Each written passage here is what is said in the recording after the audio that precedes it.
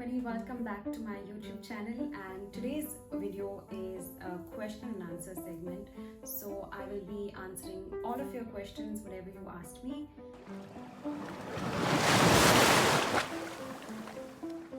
Last week I put up a poll on Instagram asking you guys what questions you would want me to answer in terms of sailing or in terms of my life and how it is, being a windsurfer. And so many of you asked me such amazing questions. So the first question was, how's life as an athlete? So being an athlete is like any other profession, you need to give it your 100%. But my life as a windsurfer, as an athlete, has given me so many adventures and it has been so much fun. Because of the sport, I'm also able to travel, I'm able to keep myself extremely fit. So life as an athlete has been amazing. Of course, everybody's life has ups and downs, and I've had significant highs in my career as an athlete. I've had significant lows as well. So it gives you a sense of balance, like everything.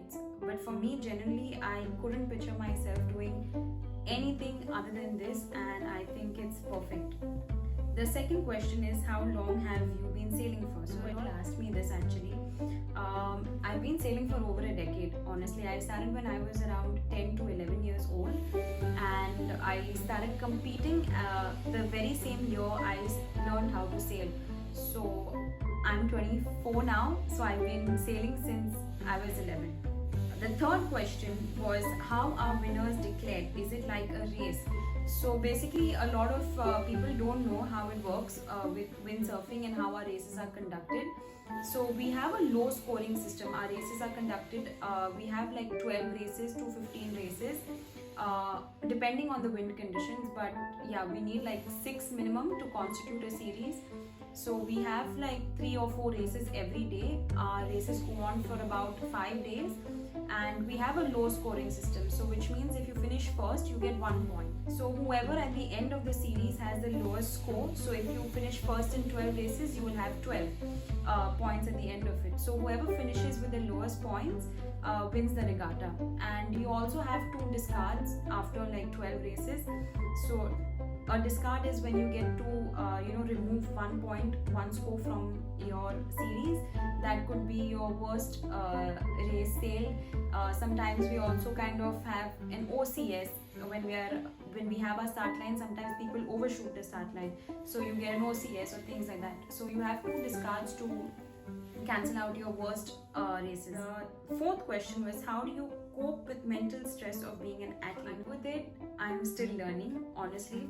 I'm trying to read a lot of books to kind of get my mindset in a way that I'm untouched, unbothered about certain things. But at the end of the day, I am human, and I know winning and losing is part of the game.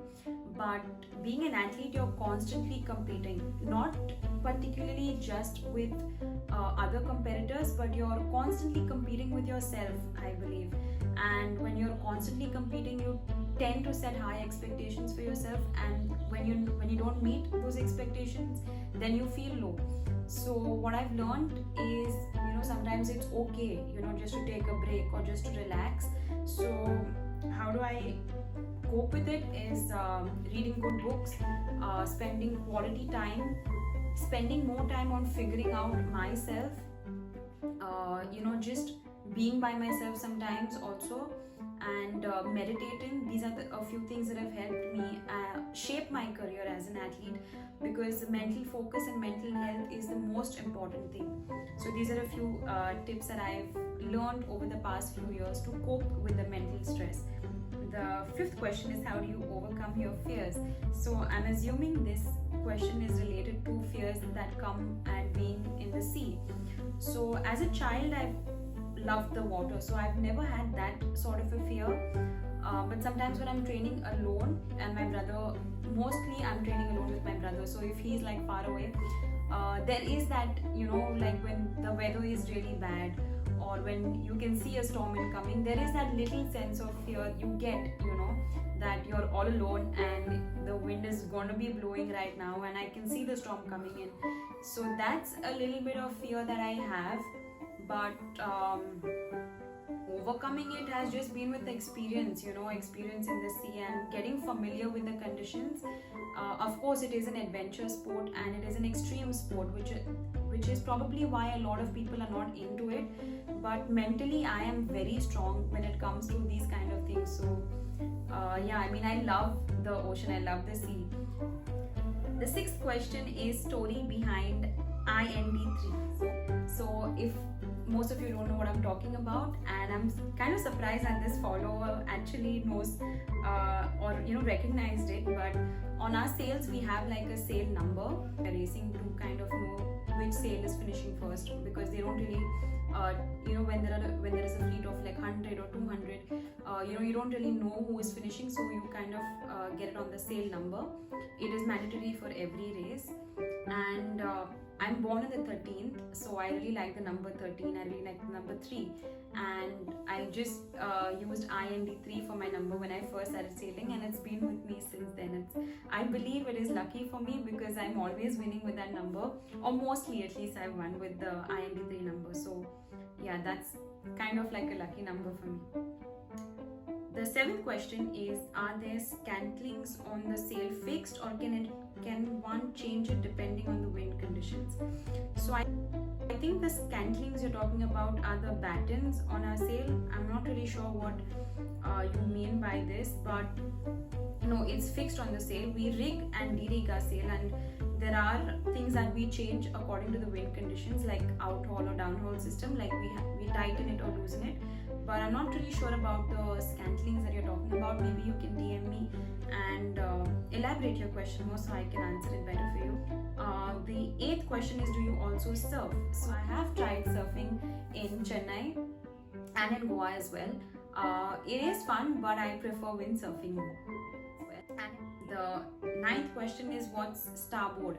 So there are two starboard that I can tell you about. I don't know what exactly you are asking, but starboard is the make of the IQ foil. It's like, starboard is also a rule in windsurfing. When you're on the right of way, you kind of yell starboard. So I don't know which one of the two you're asking me about, but I hope that answers it for you. The 10th question I'm going to kind of merge with another question asked is, where can I buy windsurfing equipment, and what is the life of windsurfing equipment? So the life of windsurfing equipment, honestly, you can sail with it for a couple of years. But if you're into competitive sailing, you will know that equipment is very important. In a sport like ours, equipment plays a major role in how fast you can go. So if you're into competitive sailing, you will have to have at least minimum 3 sets of equipment in a year. One which you just have when you're competing for a spare if in case something breaks. But I didn't, and I don't have the luxury of having 3 sets of equipment because the competitive equipment is quite expensive. But yeah, so the life of equipment, if you're just sailing for fun, it will last you years. So yes, the other question was, where can you buy windsurfing equipment in India? Please DM me, because there are a lot of people kind of selling equipment. If you're looking for brand new equipment, we do have a few dealers in India, like for if you're looking to buy even racing equipment, or what kind of equipment you're looking to buy. Actually is we need to know what kind of equipment you're looking to buy, so I can guide you better with this one. The other question was, do you think Baga Beach will be a good spot to surf? So is Baga Beach a good spot to windsurf? If you're a good windsurfer, if you know how to windsurf, and if you've been doing it for quite some time, then yes, for sure. But if you're just a beginner, then I wouldn't recommend it, because the Baga Beach has a lot of waves, and there are also a lot of boats maneuvering around and things like that. So it's not the best place to kind of learn. If you're looking to learn, the best place is at Dona Paula, Hawaii Beach.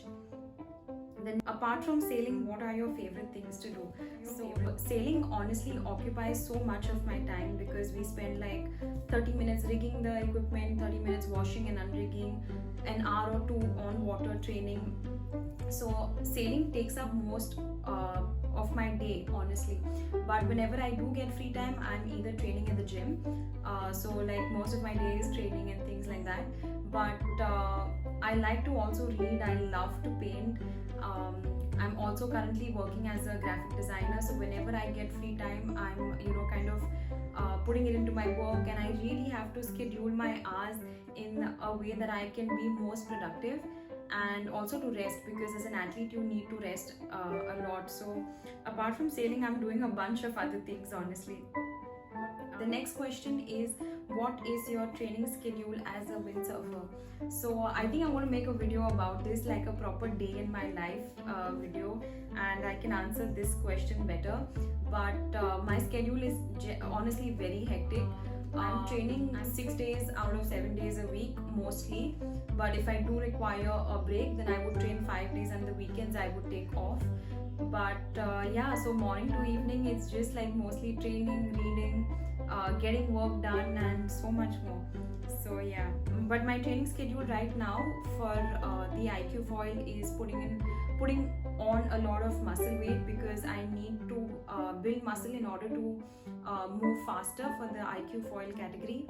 And yeah, so my regime has changed a bit from the past.